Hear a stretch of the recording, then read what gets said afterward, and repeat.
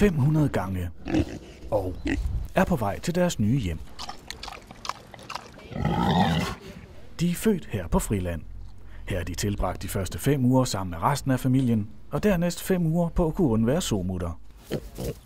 Og nu, 10 uger gamle, er de en del af et nyt koncept, hvor frilandsgrisene skal blive til skovgrise. Vi tror, det kommer til at smage lidt af skov, fordi når de går med snuden ned i jorden hele tiden og finder alt muligt, grankogler og små snegle og alt muligt. Så vi håber sådan lidt, de får sådan lidt en skovsmag på en eller anden måde, men jeg ved ikke, om det er noget, der kan lade sig gøre, men det må vi se. Bare 2 måneder senere er der ikke en urørt plet tilbage på det 9 hektar store udendørs spisekammer. Og det til tider regnfulde danske sommervejr er heller ingen hindring. Det har de klaret rigtig fint. Altså, nogle af dem har søgt læ herinde, men altså, det regner ikke ret meget ind i en skov, når det er. Så der har de egentlig også været mange af dem, der bare har lagt det inde under træerne.